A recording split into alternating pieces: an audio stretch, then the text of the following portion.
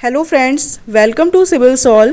Previous lectures में आप देख चुके हैं फ्लूइड फ्लो की काइनेमेटिक्स के बारे में। अब इसमें बात करते हैं डायनामिक्स ऑफ फ्लूइड फ्लो, जिसमें बर्नौली इक्वेशंस या फ्लो मेजरमेंट कुछ डिवाइसेस हैं जिनसे हम फ्लो फाइंड करते हैं, वो डिस्कस करेंगे। चलिए स्टार्ट करते हैं।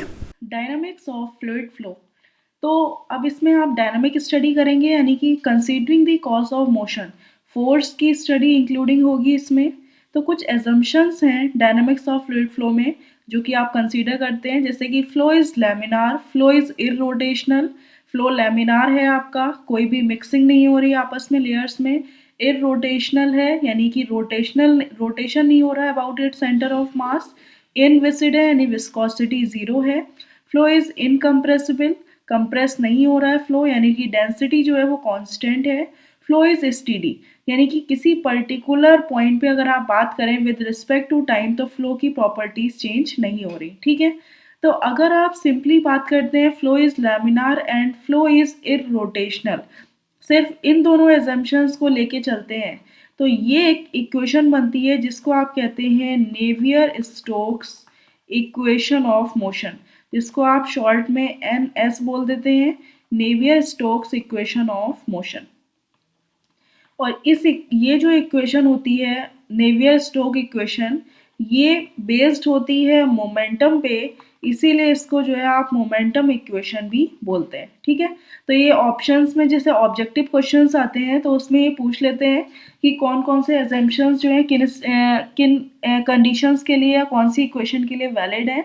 अब सपोज अगर जो है फ्लो लैमिनार है, इरोटेशनल है और इनविसिड है, यानी कि ये तीनों एजम्पशंस को यूज करके जो इक्वेशन बनाई गई वो कहलाती है आपकी ऑयलर्स इक्वेशन ऑफ मोशन। और ये इक्वेशन भी आपकी मोमेंटम इक्वेशन पे बेस्ड है, इसीलिए ये इक्वेशन भी आपकी मोमेंटम इक्वेशन है। ठीक है, वही अगर आप सारे जो भी एजम्पशंस हैं उनको इंक्लूड करके जो इक्वेशन बनाई गई, सारे एजम्पशंस जो इंक्लूडेड हैं, तो ये इक्वेशन जो है आपकी कहलाती है बर्नौलीज इक्वेशन। बर्नौलीज इक्वेशन जो कि एनर्जी इक्वेशन है, यानी कि एनर्जी कंजर्वेशन पे बेस्ड है, इसीलिए इसको आप एनर्जी इक्वेशन कह सकते हैं। ठीक है, ये क्या होती है जो एनर्जी इक्वेशन है, यानी कि जो ऑयलर्स इक्वेशन ऑफ मोशन है, तो ऑयलर्स की जो भी इक्वेशन थी उसको फिर से आपने इंटीग्रेट कर दिया, तो फाइनली आपकी जो है ये बर्नौली इक्वेशन बन गई जो कि एक एनर्जी इक्वेशन है। तो ऑप्शन में पूछ लेते हैं कि बर्नौली इक्वेशन जो है वो कौन से पे बेस्ड होती है, एनर्जी कंजर्वेशन पे, मोमेंटम पे बेस्ड होती है या कंजर्वेशन ऑफ मास पे बेस्ड होती है। तो ये पॉइंट्स आपको ध्यान में रखने। इक्वेशन ऑफ कंटिन्यूटी जो है वो कंजर्वेशन ऑफ मास पर बेस्ड थी।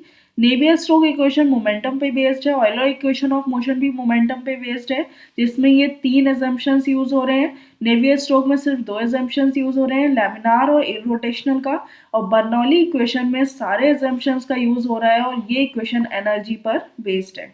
अब सपोज अगर बर्नौली इक्वेशन की बात करें, तो जो बर्नौली इक्वेशन होती है वो होती है आपकी P plus rho V square upon two plus rho g into Z equal to constant.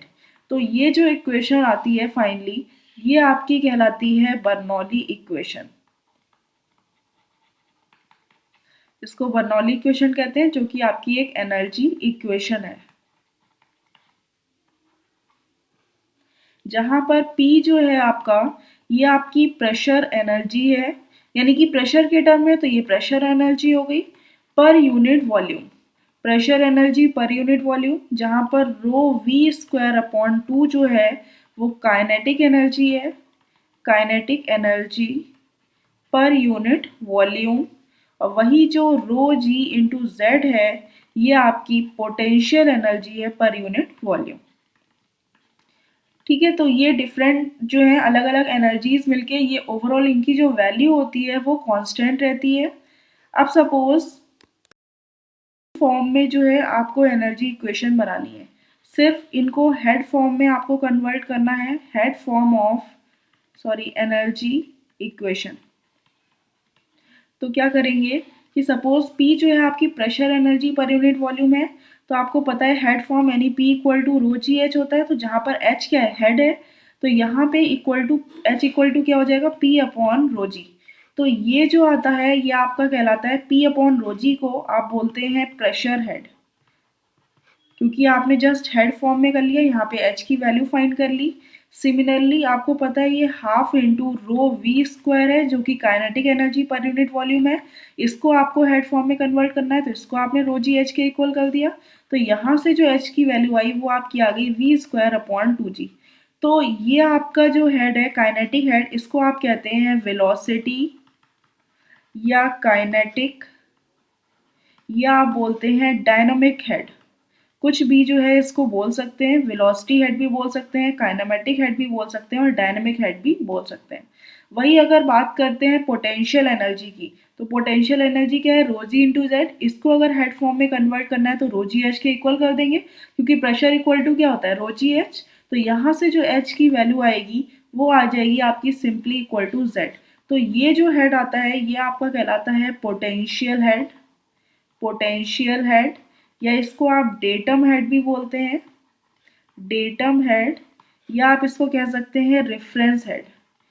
यानी कि कोई पॉइंट है, उससे जिस पॉइंट पे आपको फाइंड करना है हेड, तो वहां से कितनी डिस्टेंस पे जो है वो सेक्शन है आपका, तो वो आपका कहलाता है, वो z डिस्टेंस आप कंसीडर करते हैं, तो ये आपका कहलाता है पोटेंशियल हेड, डेटम हेड या रेफरेंस हेड, कुछ भी इसको इस फॉर्म में बोल सकते हैं। तो अगर आपको पूरी एनर्जी इक्वेशन टोटल हेड के फॉर्म में कन्वर्ट करनी है तो क्या आ जाएगी, P अपॉन रो जी जो कि प्रेशर हेड है, plus V square upon two g जो कि वेलोसिटी हेड है आपका, प्लस जेड यानी जो कि पोटेंशियल हेड है। तो ये वैल्यू आपकी क्या होगी, कांस्टेंट होगी, और ये आपकी कहलाता है, इसको बोलते हैं, ये जो वैल्यू आती है ये आपकी कहलाती है टोटल हेड, ठीक है। और ये आपकी जो भी बर्नौली इक्वेशन है ये आपकी हेड फॉर्म में, यानी एनर्जी इक्वेशन आपकी हेड फॉर्म में आपने कन्वर्ट कर दी, जहां पर P upon rho g plus Z ये जो वैल्यू है ये आपका कहलाता है पीजोमेट्रिक हेड। ये ध्यान में रखिएगा, पीजोमेट्रिक हेड जो है that is pressure head plus potential head जो है डेटम हेड। अगर आप इन दोनों को सम कर दें, pressure head plus datum head को, तो आपका पीजोमेट्रिक हेड बन जाता है, ठीक है। आप सपोज बात करते हैं एप्लीकेशंस ऑफ एनर्जी इक्वेशन, आप इसको अप्लाई कैसे करेंगे, application of energy equation in viscous fluid flow, in viscous fluid flow. तो ये जो विस्कस फ्लूइड फ्लो कहलाता है ये आपका जो होता है पाइप फ्लो होता है। तो सपोज अगर कोई, जैसे ये पाइप है, तो सपोज ये पाइप आगे कंटिन्यू है, तो इसका कोई एक सेक्शन जो है ये वन सेक्शन ले लिया और दूसरा सेक्शन इसी में टू ले लिया, ठीक है। तो इसमें अगर ये फ्लो हो रहा है, तो अगर आप इसका वेलोसिटी डायग्राम देखें तो ओवरऑल सपोज कुछ यहाँ पर ये वेलोसिटी इस टाइप का आएगा, यानी ये वेलोसिटी इस टाइप की डायरेक्शन में आ रही है। जैसे फ्लो आगे बढ़ता जाएगा तो वेलोसिटी प्रोफाइल जो है वो शॉर्ट होती चली जाएगी, क्योंकि वेलोसिटी कम होती जाएगी, यानी अब यहाँ पे वेलोसिटी जो है कम हो गई, लेकिन रियल में अगर इतनी होनी चाहिए तो ये जो लॉस हुआ है ये फ्रिक्शन की वजह से लॉस होता है, ये आपका है फ्रिक्शनल लॉस इन वेलोसिटी, ठीक है। तो जैसे जैसे आगे बढ़ेंगे प्रोफाइल जो है वेलोसिटी प्रोफाइल डिक्रीज होती जाएगी, यानी फ्रिक्शनल लॉस इन वेलोसिटी। तो जनरली अगर इन दो सेक्शंस पे आपको बर्नौली इक्वेशन लगानी है, तो बर्नौली इक्वेशन जो है आप इस टाइप से लगाएंगे, P1 upon rho g plus V1 square upon two g plus Z1, ये वन सेक्शन पे हो गया। तो आपको पता है यहाँ पर कुछ एनर्जी लॉस हो गई, तो जब एनर्जी लॉस होगी तो फाइनली टोटल एनर्जी क्या आएगी, टोटल हेड की फॉर्म में P2 upon rho g plus V2 square upon two g plus Z2 plus जो भी एनर्जी लॉस हुई है जैसे कि HL सपोज, तो उसको अगर आप ऐड कर देंगे तो ये टोटल जो है आपकी बर्नौली इक्वेशन फॉर्म हो जाएगी। अब नेक्स्ट टॉपिक आता है फ्लो मेजरमेंट डिवाइसेस, कि फ्लो को जो है आपको मेजर करना है तो डिफरेंट डिवाइसेस यूज करते हैं। जैसे कि पहली डिवाइस है वेंचुरी मीटर। तो वेंचुरी मीटर जो है कुछ इस टाइप का होता है, यहाँ पर एक ये थ्रोट सेक्शन होता है, ये जो सेक्शन आपका कहलाता है टू, जिसको बोलते हैं आप थ्रोट सेक्शन। और इसमें कुछ इस टाइप का सेक्शन है, जैसे कि ये प्रॉपर डायमीटर आ रहा है, इसके बाद यहाँ पे ये जो पार्ट है ये क्या हो रहा है, आप देख रहे हैं कन्वर्जिंग पार्ट है यहाँ से यहाँ तक का, इसको बोलते हैं कन्वर्जिंग पार्ट, क्योंकि कन्वर्ज हो रहा है। और यहाँ पे इसके बाद ये आप देख रहे हैं डाइवर्ज हो रहा है, यानी कि बाहर जा रहा है सेक्शन। तो ये जो पार्ट कहलाता है आपका, ये डाइवर्जिंग पार्ट कहलाता है। तो सपोज कोई मेन डायमीटर पे जो है आपने एक सेक्शन ले लिया 1, और वही अगर आपने कन्वर्जिंग पार्ट थ्रोट सेक्शन ले लिया 2, यानी थ्रोट पर एक सेक्शन ले लिया 2, तो इन दोनों की अगर आप बात करें तो सपोज ये थीटा एंगल पे जो है प्लेस्ड है वेंचुरीमीटर।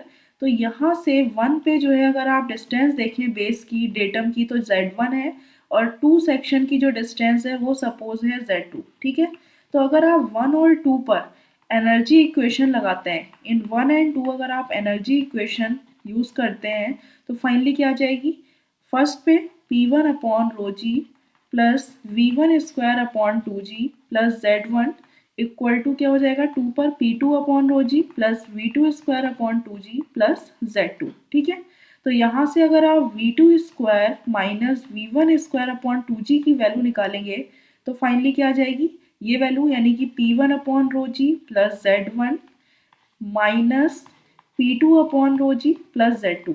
तो आपको पता है कि P1 upon rho g plus Z1 क्या होता है, पीजोमेट्रिक हेड होता है। तो इन दोनों का डिफरेंस जो है, दोनों दो सेक्शन पे पीजोमेट्रिक हेड का डिफरेंस सपोज स्मॉल h आपने मान लिया, तो इनकी वैल्यू स्मॉल h हो गई। तो फाइनली यहाँ पे क्या आ जाएगा, V1 square minus V2 square upon 2G is equal to h। ठीक है, अब सपोज एट 1 एंड 2 पे जो है अगर आपने कंटिन्यूटी इक्वेशन लगाई, तो कंटिन्यूटी इक्वेशन क्या होगी, वन और 2 पर A1 V1 equal to A2 into V2, और ये A इंटू V होता क्या है, एरिया इंटू वेलोसिटी, ये ओवरऑल डिस्चार्ज होता है। तो सपोज ये थ्योरेटिकल डिस्चार्ज जो है वो आपने कंसीडर कर लिया, जो डिस्चार्ज फ्लो हो रहा है। तो इस केस में जो है यहाँ पे आप V1 की वैल्यू निकाल सकते हैं, क्या आ जाएगी, Q थ्योरेटिकल अपॉन A1, और यहाँ से V2 equal to Q theoretical upon A2। ठीक है, तो ये वैल्यू जो है V1 V2 की आप इस इक्वेशन फर्स्ट इक्वेशन में पुट कर देंगे।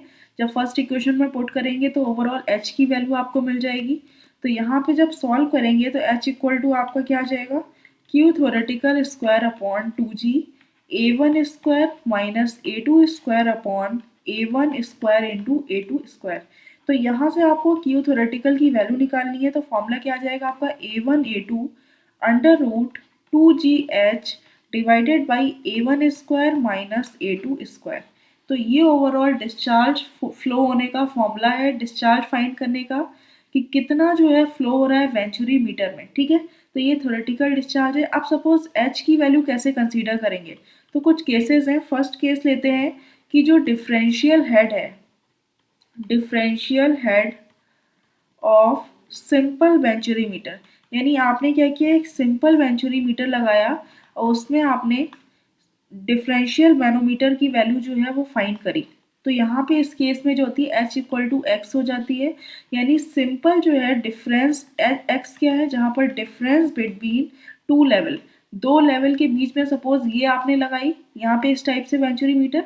तो यहाँ पे अगर आपने देखा कि सपोज इस पॉइंट पे अगर लेवल इतना है और यहाँ पर इतना है, तो इनके बीच में जो भी डिस्टेंस होगी x, तो वो सिंपल आप कंसीडर कर लेंगे h की वैल्यू। ठीक है, तो ये जहाँ x क्या है, टू लेवल्स, ये है आपकी रीडिंग ऑफ पीजोमीटर। सिंपल आपने पीजोमीटर लगा दिया और उनके बीच की रीडिंग ले ली, तो ये आपका केस हो गया h इक्वल टू एक्स का। अब नेक्स्ट केस है कि आपने पीजोमीटर ना लगा के वहाँ पर वेंचुरीमीटर के साथ जो है आपने मैनोमीटर लगा दिया, वेंचुरीमीटर विद मैनोमीटर। ठीक है, तो आपको पता है जब आपने मैनोमीटर लगाया है तो कुछ मैनोमेट्रिक फ्लूइड भी यूज़ करेंगे। तो अगर सपोज मैनोमेट्रिक फ्लूइड की डेंसिटी जो है ओरिजिनल फ्लूइड की डेंसिटी से ज़्यादा है, तो इस केस में जो H की वैल्यू आप कंसीडर करेंगे, तो दो लेवल के बीच में जो डिफरेंस है x into rho M upon rho minus 1, तो ये वैल्यू H की यहाँ पे कंसीडर करेंगे। वही अगर मैनोमेट्रिक फ्लूइड की डेंसिटी लेस देन है फ्लूइड की डेंसिटी से, तो यहाँ पे H equal to X formula बन जाएगा 1 minus rho M upon rho. ठीक है, तब आप ये फॉर्मूला जो है H के लिए यूज़ करेंगे। अब सपोज नेक्स्ट केस आता है केस 3 कि वेंचुरीमीटर जो है आप यूज़ कर रहे हैं, वेंचुरीमीटर में फ्लो निकालना है विद मैनोमीटर, यानी कि वेंचुरीमीटर को मैनोमीटर से तो ऐड कर दिया आपने, बट विदाउट मैनोमेट्रिक फ्लूइड, यानी उसमें कोई भी मैनोमेट्रिक फ्लूइड जो है आपने नहीं डाला। तो उस केस में जो है H की वैल्यू क्या होगी। ठीक है, तो विदाउट मैनोमेट्रिक फ्लूइड तो H इक्वल टू हो जाता है यहाँ पे M upon A into rho. तो सिंपली ये फॉर्मूला आप यूज़ करते हैं, जहाँ पर M क्या है, मास ऑफ पिस्टन, जो पिस्टन यूज़ कर रहे हैं वो मास उसका, और A जो है वो बेस एरिया पिस्टन का, ठीक है। तो सिंपली जो है ये फॉर्मूला आप यूज़ कर लेंगे। रो आपको पता है डेंसिटी ऑफ फ्लूइड होता है। तो फाइनली H की वैल्यू जो है इन डिफरेंट मेथड्स के थ्रू आप यूज़ कर सकते हैं। अब बात करते हैं एक्चुअल एनालिसिस की। तो आपको पता है कि थ्योरेटिकली अगर आपने देखा तो आपने ये देखा कि कोई भी एनर्जी लॉस नहीं हो रहा, बट रियल में आपको पता है 1 और 2 सेक्शन जैसे जैसे आगे बढ़ेगा एनर्जी लॉस होगा। तो एक्चुअली अगर आप देखें तो फाइनली जो फॉर्मूला बर्नौली इक्वेशन लगेगी उन दो सेक्शंस पे वो होगी P1 upon rho g plus V1 square upon 2G plus Z1 equal to P2 upon rho g, sorry square नहीं है, plus V2 square upon 2G plus Z2 plus HL। यानी जो एनर्जी लॉस हो रहा है 1 से 2 तक जाने में, तो वो एनर्जी लॉस भी आप कंसीडर करेंगे। थ्योरेटिकली आपने देखा ठीक है कोई एनर्जी लॉस नहीं हो रहा, जैसे चल रहा था वैसे ही उन दो पॉइंट्स पे आपने एनर्जी इक्वेशन लगा दी। लेकिन रियल में अगर आप देखें तो एनर्जी कुछ लॉस होगी। तो यहाँ से जो V2 square minus V1 square upon 2G की वैल्यू निकलेगी वो पहले H निकल रही थी, बट इसके साथ फाइनल वैल्यू क्या होगी, H माइनस HL, ठीक है। तो ये वैल्यू यूज़ करेंगे। तो आपको पता है V2, अब यहाँ पे जो डिस्चार्ज होगा वो एक्चुअल डिस्चार्ज है सपोज Q, तो उसकी वैल्यू पुट कर देंगे, यानी कि V2 equal to Q upon A2 और V1 equal to Q upon A1 जो है फॉर्मूला यूज़ करेंगे। तो यहाँ पे जब वैल्यू पुट करेंगे तो फाइनली आ जाएगा कि Q square A1 square minus A2 square divided by A1 square into A2 square which is equal to H minus HL into 2G। ये 2G जो है आपने इधर मल्टीप्लाई कर दिया, ठीक है। तो यहाँ से जो Q इक्वल टू आएगा आपका is equal to root of H minus HL upon H into A1 A2 under root 2GH divided by A1 square minus A2 square. तो आप देख रहे हैं यहाँ से यहाँ तक की वैल्यू तो एग्जैक्ट सेम है, बट ये एक्स्ट्रा वैल्यू मिल गई, ठीक है। तो इसको आप बोल देते हैं CD, यानी coefficient of discharge for venturi meter. तो CD A1 A2 under root 2GH divided by A1 square minus A2 square. तो अब रियल में जो आप क्वेश्चन सॉल्व करते हैं तो आप ये फॉर्मूला यूज़ करते हैं। अगर क्वेश्चन में आपको कोफिशिएंट ऑफ डिस्चार्ज CD की वैल्यू नहीं गिवन है तो आप उसको सिंपली 1 कंसीडर करके जो है उसको सॉल्व कर देंगे, अदरवाइज वैल्यू गिवन है तो वो वैल्यू आप निकालेंगे। तो जो CD की वैल्यू होती है जनरली वो वेरी करती है 0.97 से 0.99 के बीच, ठीक है। यानी कि ओवरऑल डिस्चार्ज जो है इतना लेस हो जाता है, थोड़ा सा 0.01 से लेकर 0.03 के बीच में जो है इतना परसेंट इसका डिस्चार्ज लेस हो जाता है।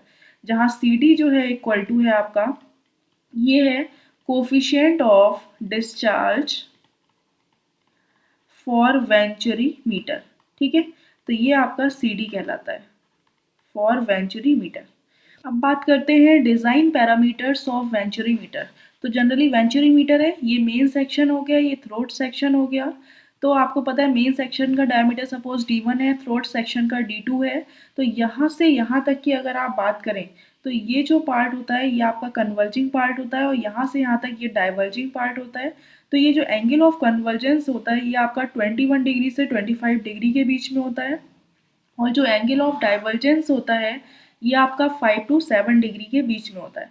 और जो थ्रोट डायमीटर होता है D2, इसकी वैल्यू जो है वो अप्रॉक्सीमेटली वेरी करती है 0.33 टाइम्स ऑफ D1 से लेकर 0.5 टाइम्स ऑफ D1।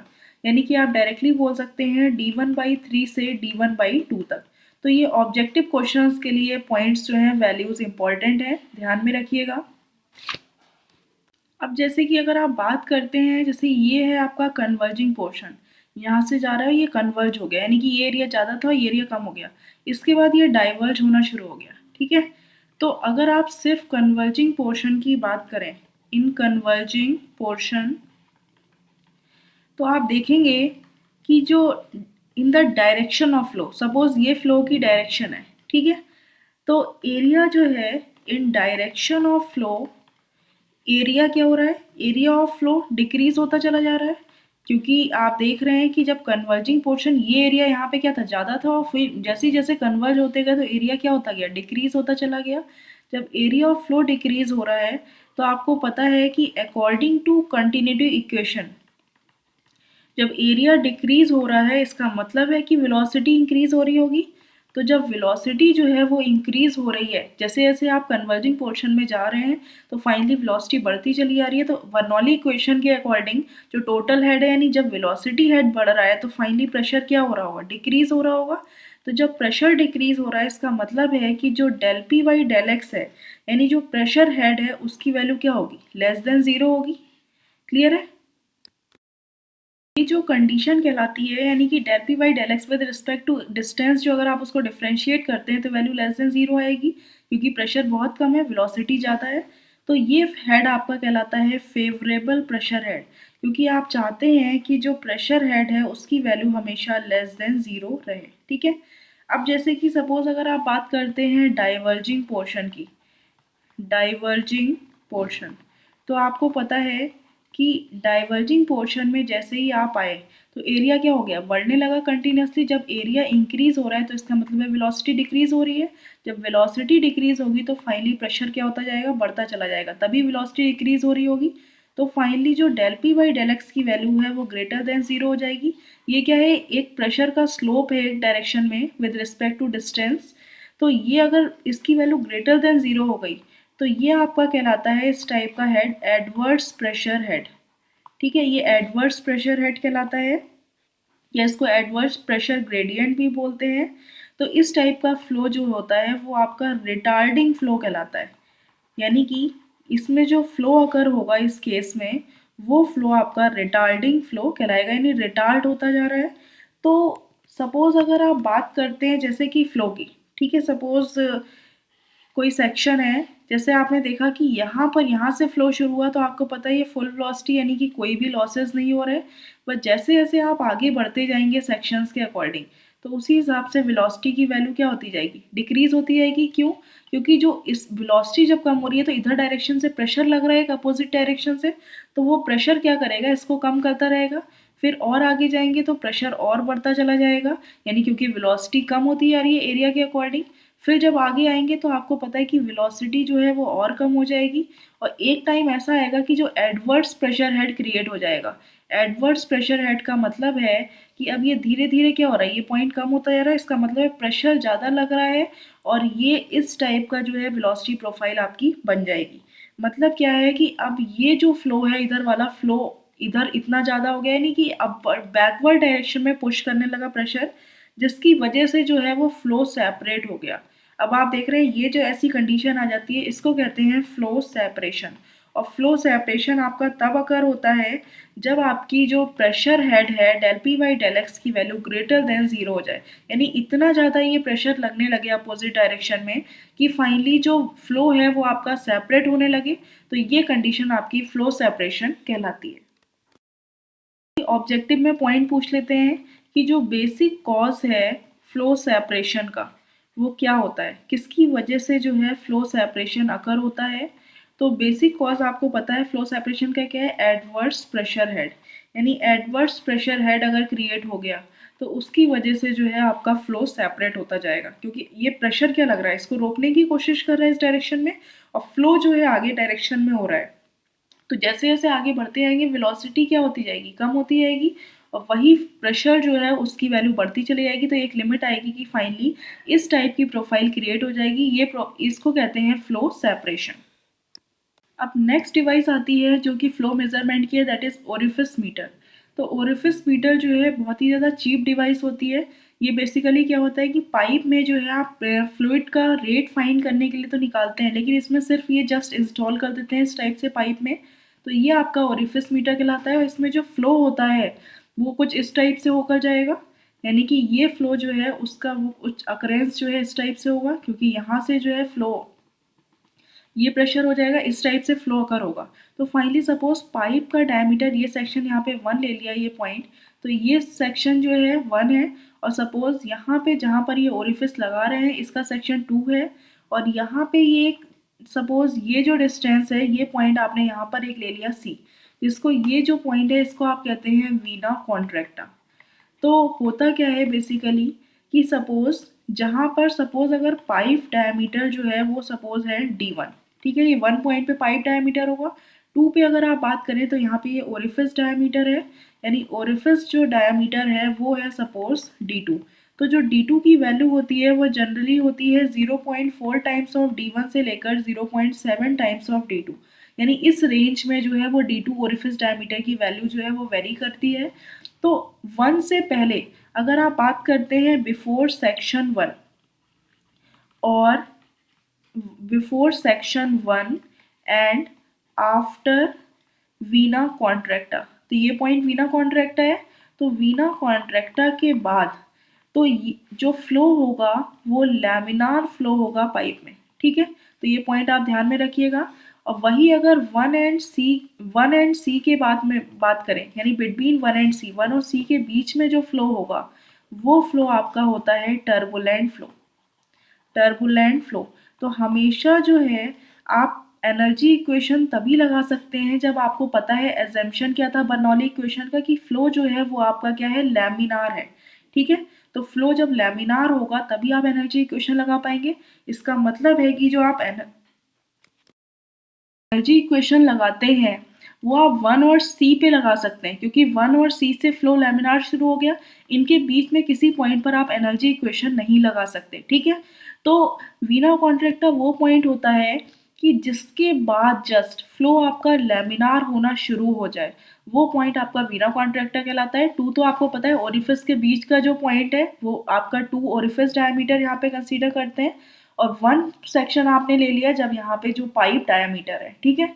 तो 1 से पहले, क्योंकि आपको पता है फ्लो जो स्टार्ट हो रहा है वो इस टाइप से होने लगा मिक्सिंग, यानी कि जैसे ही आपने देखा कि ये जो पोर्शन आ गया, ये जो बैरियर आ गया, इसकी वजह से फ्लो सीधे हो रहा था अभी तक, लेकिन जैसे ये बैरियर आया तो फ्लो यहाँ से ही सेपरेट होना शुरू हो गया, ठीक है। तो इस वजह से फाइनली क्या होता है कि इससे पहले फ्लो लैमिनार है, इसलिए वो 1 सेक्शन हो गया, और सी पॉइंट वो मान लिया आपने वीना कॉन्ट्रैक्टा जिसको कहते हैं, जिसके बाद का फ्लो लैमिनार है। तो 1 और सी के बीच में आप जो है एनर्जी इक्वेशन लगा सकते हैं, लेकिन 1 और 2 और बीच में किसी पॉइंट पर एनर्जी इक्वेशन नहीं लगा सकते। लेकिन 1 और 2 पर आप इक्वेशन ऑफ कंटिन्यूटी तो लगा सकते हैं, क्योंकि कंटिन्यूटी इक्वेशन जो है आप किसी भी पॉइंट पर, चाहे वो टर्बुलेंट फ्लो हो, लैमिनार हो, आप वहां पर कंटिन्यूटी इक्वेशन को यूज कर सकते हैं। अगर आप 1 और सी पर एनर्जी इक्वेशन लगाते हैं तो आपकी इक्वेशन आ जाएगी वीसी स्क्वायर, यानी वीना कॉन्ट्रैक्टर जो सी पॉइंट पर एनर्जी इक्वेशन है velocity at VC square upon 2g minus v1 square upon 2g। ये आपका पीजोमेट्रिक हेड के इक्वल होता है, which is equal to h minus H L, क्योंकि आपको पता है कि जैसे जैसे आगे होगा फ्लो एनर्जी लॉस जो है होता रहेगा। तो यहाँ से VC square minus v1 square equal to क्या आ जाएगा, 2g times of h minus H L, ठीक है। अब आपको पता है कि 2 एंड सी पर, तो इन दो पॉइंट्स पर जो है आप इक्वेशन ऑफ कंटिन्यूटी लगा सकते हैं। तो इक्वेशन ऑफ कंटिन्यूटी अगर आपने लगाया तो फाइनली आप क्या लिख सकते हैं, A two V two equal to A C into V C. तो यहाँ से आप वी सी की वैल्यू निकाल लीजिए, A two upon A C into V two, ठीक है। ये हो जाएगा V two upon A C upon A two. तो जो ए सी अपॉन ए टू होता है, यानी कि इसको आप बोलते हैं C C, which is equal to A C upon A T. ये आपका कहलाता है कोफिशिएंट ऑफ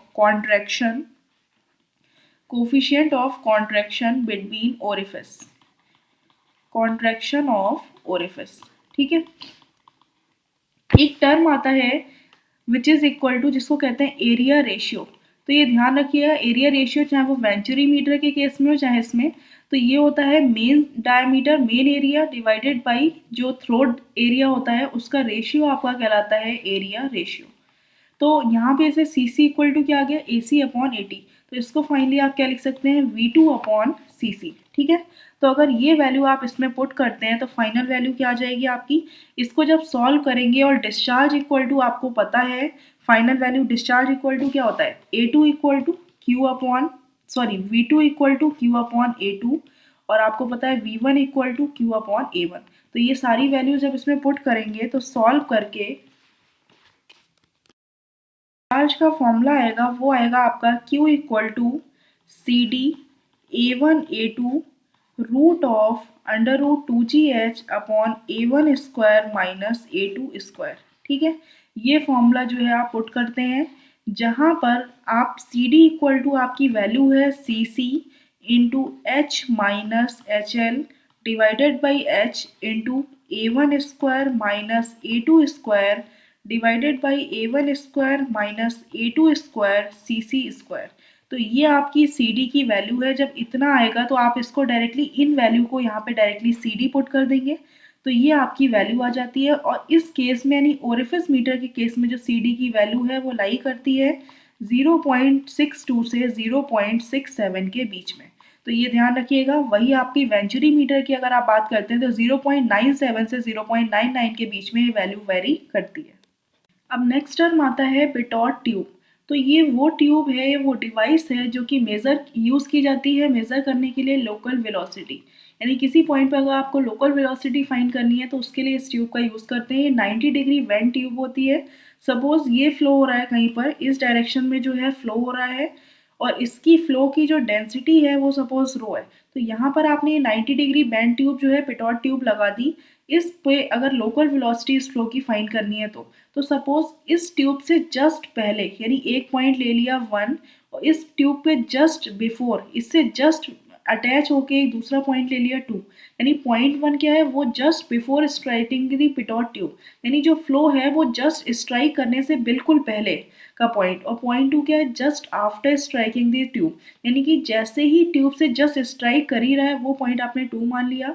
तो इस पॉइंट पे जैसे ही ट्यूब से स्ट्राइक करता है फ्लो तो उसकी वेलोसिटी जो है उस टाइम पे 0 हो जाती है। ठीक है, तो सपोज अगर 1 और 2 के बीच में आप बर्नौली इक्वेशन लगाते हैं तो क्या होगी, P1 upon rho g plus V1 square upon 2G plus Z1 equal to P2 upon rho g plus V2 square upon 2G plus Z2। ठीक है, तो आपको पता है V2 की वैल्यू 0 है तो ये पार्ट तो 0 हो गया।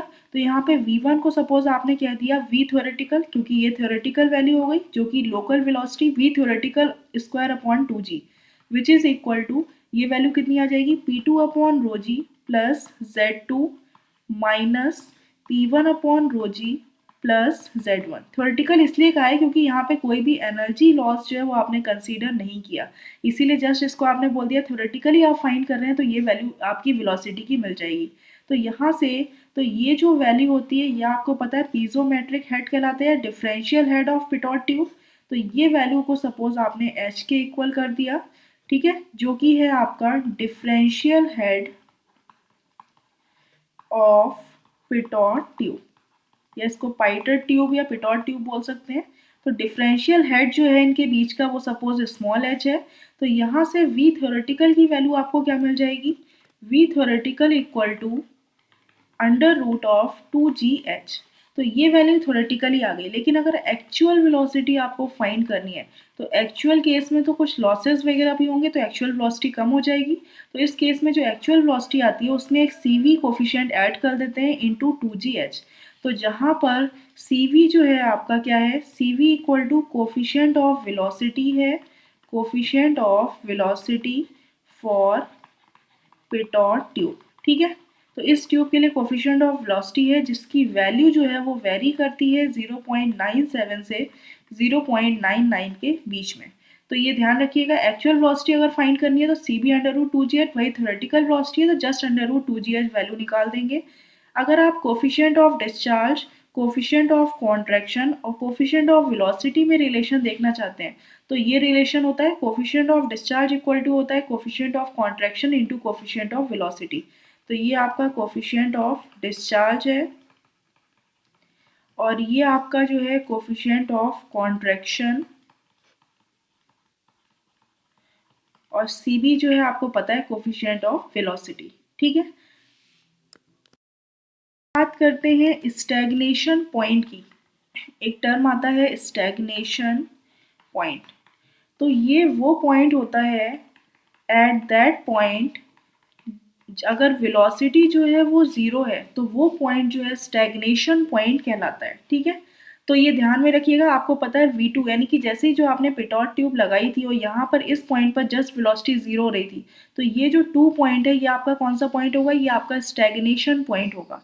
तो और जो P2 upon rho g plus Z2 की जो वैल्यू आई थी इस पॉइंट पे तो ये वैल्यू आपकी कहलाती है, ये आपका कहलाता है स्टैग्नेशन। ये तो आपको पता है पीजोमेट्रिक हेड की वैल्यू है, ये आपका कहलाता है स्टैग्नेशन पीजोमेट्रिक हेड। ठीक है, वही अगर आप P1 upon rho g plus Z1 की बात करते हैं, यानी इससे जस्ट पहले का जो सेक्शन लिया था 1, तो ये आपका कहलाता है स्टैटिक पीजोमेट्रिक हेड। तो इन दोनों में डिफरेंस ध्यान रखिएगा कि ये आपका यहाँ पर जो हेड होगा पीजोमेट्रिक हेड वो स्टैग्नेशन पीजोमेट्रिक हेड होगा और 1 पॉइंट पर वो स्टैटिक पीजोमेट्रिक हेड होगा।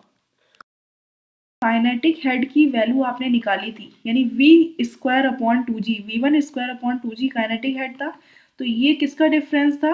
ये आपका P2/ρg plus Z2 minus P1/ρg plus Z1 का डिफरेंस था। तो ये पॉइंट को आप क्या लिख सकते हैं directly? Stagnation piezometric head minus static piezometric head. ठीक है, तो डायरेक्टली आप ये कह सकते हैं काइनेटिक हेड जो है इसके लिए इक्वल हो जाएगा stagnation piezometric head minus static piezometric head के। अब एक क्वेश्चन देख लीजिए, the general energy equation is not applicable to. तो जनरल एनर्जी इक्वेशन कौन सी होती है? जो बर्नौली इक्वेशन होती है। तो ये जो है किसके लिए एप्लीकेबल नहीं है? तो बर्नौली इक्वेशन के एजम्पशंस क्या क्या हैं? आपको पता है फ्लो जो है लैमिनार होना चाहिए, सबसे पहले तो ये एजम्पशन है। तो यहाँ पर अगर आप देखें तो steady flow, unsteady flow, non uniform flow, इससे कोई भी मतलब नहीं है, किसी भी पॉइंट पर लग सकता है एनर्जी इक्वेशन। लेकिन फ्लो इज टर्बुलेंट, तो आपको पता है कि फ्लो अगर लैमिनार होगा तभी आप एनर्जी इक्वेशन को लगा सकते हैं, अप्लाई कर सकते हैं। तो सिर्फ टर्बुलेंट फ्लो के लिए जो है आप ये जनरल एनर्जी इक्वेशन एप्लीकेबल नहीं है। अब बात करते हैं coefficient of discharge in comparison to coefficient of velocity. इसकी वैल्यू जो है इसके कंपैरेटिवली कम होती है, ज़्यादा होती है, इक्वल होती है, ज़रूरी नहीं है इसको कंपेयर करना। तो आपको पता है CD इक्वल टू क्या होता है? CC into CV। तो आपको ये बताना है ये वैल्यू जो है ये इसके कंपैरेटिवली ज़्यादा है या कम। तो आपको पता है CC की वैल्यू जो है कोफिशिएंट ऑफ कॉन्ट्रैक्शन, जिसकी वैल्यू अराउंड कितनी होती है? इसकी जो वैल्यू है कोफिशिएंट ऑफ कॉन्ट्रैक्शन की वो पॉइंट्स में होगी। तो अगर उसकी वैल्यू CV से मल्टीप्लाई करेंगे, यानी ये वैल्यू जो है CC की वो लेस देन 1 होगी। तो अगर आप लेस देन 1 है तो इसका मतलब है कि जब आप CV से मल्टीप्लाई करेंगे तो और कम हो जाएगी वैल्यू, तब जाके ये CD के इक्वल होगा। तो आप डायरेक्टली कह सकते हैं कि जो CD की वैल्यू है वो CB के कंपैरेटिवली क्या होती है? लेस होती है। ठीक है, नेक्स्ट क्वेश्चन है, a simple pitot tube is use to measure, यानी कि इसका यूज क्या करने के लिए करते हैं? तो प्रेशर इन स्टैटिक फ्लूइड में प्रेशर मेजर करने के लिए करते हैं, velocity in a flowing stream, total pressure और डायनामिक प्रेशर। तो आपको पता है सिंपल पिटॉट ट्यूब का यूज जो है लोकल वेलोसिटी मेजर करने के लिए किया जाता है, यानी जो फ्लोइंग स्ट्रीम है, जो फ्लो हो रहा है उस डायरेक्शन में वेलोसिटी को मेजर करने के लिए इसका यूज करते हैं। अब बात करते हैं boundary layer separation is caused by. Boundary layer separation कब होता है? तो reduction of pressure gradient to zero, यानी जो pressure gradient del P by del X की वैल्यू अगर वो जीरो हो जाए तब होता है। या an adverse pressure gradient means del P by del X की वैल्यू ग्रेटर देन जीरो हो जाती है, प्रेशर इतना ज़्यादा हो जाता है अपोजिट डायरेक्शन से कि वेलोसिटी जो है वो कम हो जाती है। तो जो ये सेपरेशन अकर हो जाता है इस टाइप से, तो ये आपका बाउंड्री लेयर सेपरेशन कहलाता है, जो कि किसकी वजह से? An adverse pressure gradient.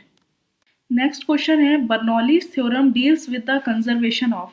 Bernoulli's theorem किसके कंजर्वेशन पे बेस्ड होती है? मास, फोर्स, मोमेंटम और एनर्जी।